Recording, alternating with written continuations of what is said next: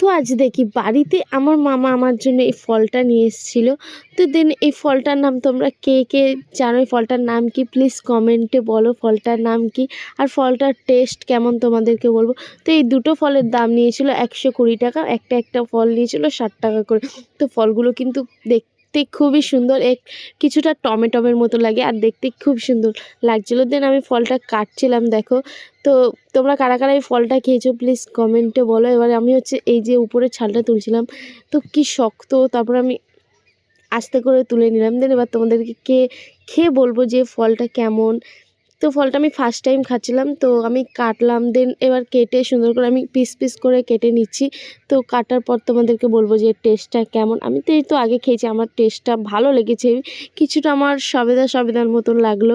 তো প্রথমে আমি ভাবছিলাম যে সবেদারই টেস্টের মতন, লাস্টে ভাবলাম না, এটা একদমই আলাদা।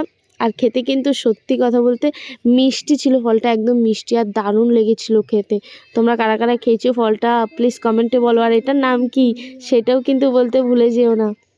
এবার দেখো খেয়ে বলবো, খেতে আমার ভালো লেগেছিলো, দারুণ লেগেছিলো ফলটা খেতে, মিষ্টি মিষ্টি হেভি লাগছিলো, পাকা একটু কিছুটা পাকা ছিল একটু। আর খাওয়ার পর কিন্তু সেই মজা লাগলো, আমি ফার্স্ট টাইম খেলাম। তো বাই।